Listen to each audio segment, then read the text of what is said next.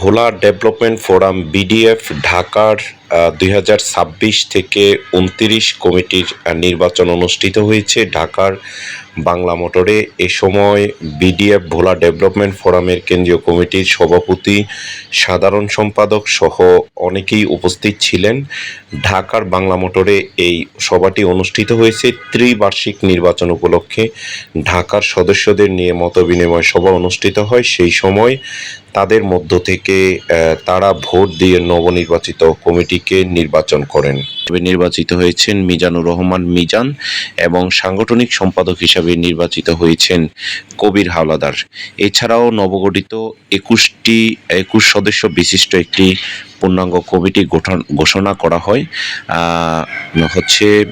BDF কেন্দ্রীয় কমিটির সভাপতি তিনি বলেন, আমরা বিশ্বাস করি নবনির্বাচিত নেতৃবৃন্দের দক্ষ, বিচক্ষণ ও দূরদর্শী নেতৃত্ব বিডিএফ ঢাকা অঞ্চলকে আরও গতিশীল, সুসংগঠিত ও শক্তিশালী ভিত্তির উপর প্রতিষ্ঠিত করবে। ভোলার যোগাযোগ ব্যবস্থার উন্নয়ন, স্বাস্থ্য ও শিক্ষার প্রসার, মানবিক কর্মকাণ্ড, সামাজিক দায়বদ্ধতা এবং ভোলাবাসীর ন্যায্য অধিকার আদায়ের নেতৃত্বে বিডিএফ বিশেষ ভূমিকা পালন করে যাচ্ছে। একই সঙ্গে সংগঠনের কার্যক্রমে অনুপ্রাণিত হয়ে নতুন সদস্য হিসাবে বিডিএফ ভোলা ডেভেলপমেন্ট ফোরাম পরিবারের সাথে যারা সম্পৃক্ত হয়েছেন তাদের সবাইকেও বিডিএফ কেন্দ্রীয় কমিটির সভাপতি যিনি রয়েছেন AMJF আবুল কাশেম, তিনি তাদের সকলকে ধন্যবাদ জানিয়েছেন এবং তারা মহান আল্লাহর নিকট নবনির্বাচিত কমিটির সততা, প্রজ্ঞা, দূরদর্শিতা, কর্মদক্ষতার সঙ্গে দায়িত্ব পালনের জন্য বিশেষ দোয়া কামনা করা হয়। আসলে ভোলা ডেভেলপমেন্ট ফোরাম এটি হচ্ছে ঐক্য, উন্নয়ন ও মানব কল্যাণের অঙ্গীকারে এই সংগঠনটি কাজ করে থাকে। ঢাকার বাংলা মোটরে তাদের এই ঢাকা অঞ্চলের যেই কমিটিটি গঠন করা হয়েছে, আপনারা কমিটিটি স্ক্রিনে দেখতে পাচ্ছেন। তাদের সবাই উচ্চশিক্ষিত, ভদ্র, নম্র এবং সরকারি এবং বেসরকারি বিভিন্ন উচ্চতর চাকরি করে থাকেন। আমরা তাদের সকলকে অসংখ্য ধন্যবাদ এবং অভিনন্দন জানাচ্ছি। পাশাপাশি বিডিএফ যে কেন্দ্রীয় কমিটি রয়েছে তাদের চট্টগ্রামে হেড অফিস রয়েছে। এই হেড অফিস থেকে তারা কার্যক্রমগুলো পরিচালনা করে, বিশেষ করে ভোলার মানবিক যেসব কাজগুলো রয়েছে সেই কাজগুলো নিয়ে তারা বিশেষ কাজ করে থাকে। আমরা জানি আগামী 26 তথা 26শে জুন শুক্রবার ভোলা ডেভেলপমেন্ট ফোরাম বিডিএফের ত্রিবার্ষিক সাধারণ সভা ও কার্যকরী পরিষদের সভা 26 থেকে 29 পর্যন্ত সেটি গঠিত হবে। সেই জন্য আগামী 26শে জুন ঢাকার চট্টগ্রামের আগ্রাবাদ এরিয়ায় সেখানে কমার্শিয়াল এরিয়াতে দ্য গ্রিন শ্যাডো রেস্টুরেন্টে তারা একটি সভা অনুষ্ঠান করবে এবং সেখানে ত্রিবার্ষিক নির্বাচন এবং কার্যকরী পরিষদের কমিটি গঠন করা হবে। আমরা দেখতে পাচ্ছি ঢাকা অঞ্চলের যে সকল সদস্যবৃন্দ নির্বাচিত হয়েছেন তাদের সকলকে নাম প্রকাশ করছেন সংগঠনের কেন্দ্রীয় কমিটির সভাপতি AMJF লায়ন আবুল কাশেম।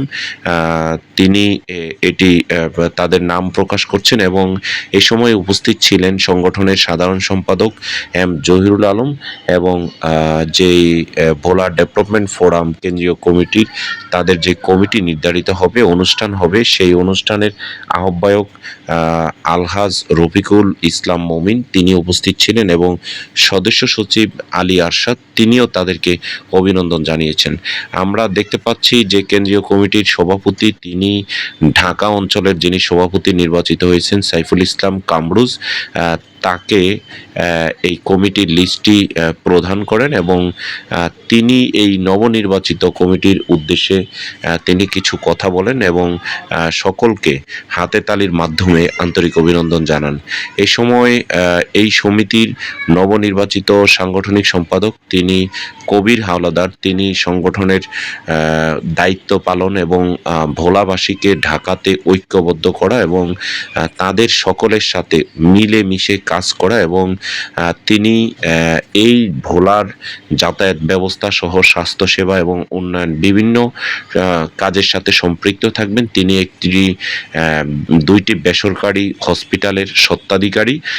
তিনি ভোলাবাসী এবং ভোলা ডেভেলপমেন্ট ফোরামের কার্যক্রমকে সাধুবাদ জানিয়েছেন এবং তিনি অনেক সুন্দর চমৎকার একটি বক্তৃতা দিয়েছেন। তাকে অসংখ্য ধন্যবাদ। সাধারণ সম্পাদক হিসাবে নির্বাচিত হয়েছেন মিজানুর রহমান মিজান। তিনি ভোলার বোরহানুদ্দিনের কৃতি সন্তান। তার কথাগুলো আমরা রেকর্ড করেছি, কিন্তু ইলেকট্রিক দুর্বলতার কারণে সেই কথাগুলো আমরা প্রকাশ করতে পারছি না। তিনিও অনেক চমৎকারভাবে বক্তৃতা দিয়েছেন এবং তিনি বিডিএফ যেই দীর্ঘদিন পর্যন্ত 2012 সাল থেকে এটির কার্যক্রম তথা তার আগেও এটি প্রতিষ্ঠা হয়েছে, সেই প্রতিষ্ঠাকালীন থেকে বিডিএফ কার্যক্রম পরিচালনা করে যাচ্ছে।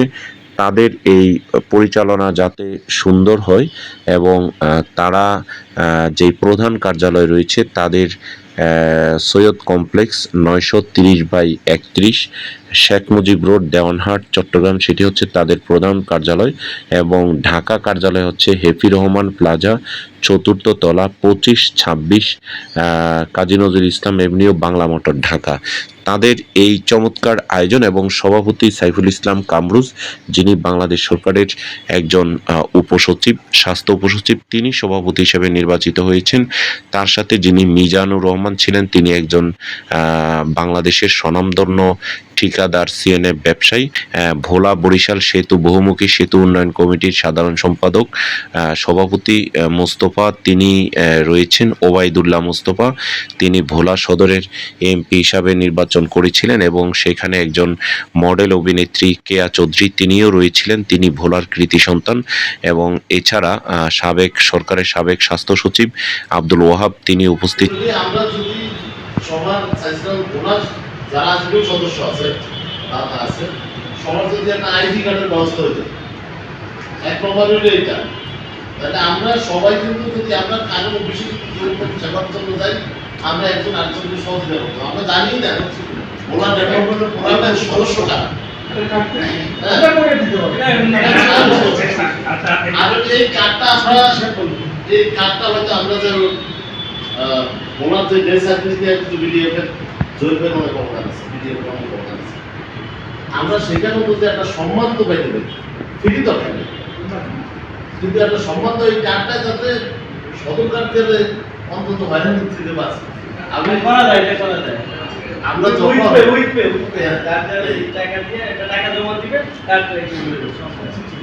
মানে এই ইয়েটা হইলে আমার মনে হয় আমরা সবাই, যেমন এখানে অনেকে আছেন ব্যবসা করে, হয়তো কারো কোনো জায়গায় গেলে আমরা অন্তত এই আইডিটা নিয়ে গেলে অন্তত এইটা ইয়েটা পাইব যে না আমাদের সদস্য।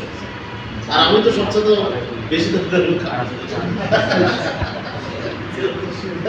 স্বাস্থ্য অধিদপ্তরে আছে।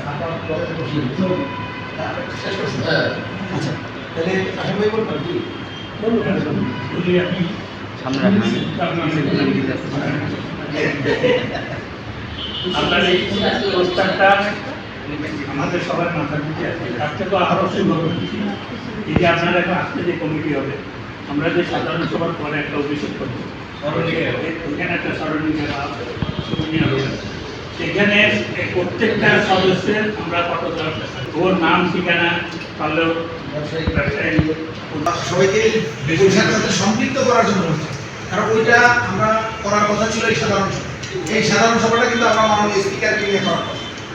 এই মাননীয় স্পিকার যেদিন সময় দিবে সেদিনই কোনো উনি প্রধানমন্ত্রী আর চাইলে মিটিং দেওয়া দেবো, মন্ত্রীদেরকে দেওয়া হবে, স্পিকার গেলে ওখানে লোকাল মন্ত্রীরাও যাবে, সবাই তাহলে বড় করে করার কথা। দেখি যে এটা করতে উনি আবার মন্ত্রীদের পাদের ডিবেট শেষ হবে, নিচে কেমন যেতে পারবেন। মাননীয় স্পিকার বাজেট অধিবেশন সেটা হতে দিতে পারে না।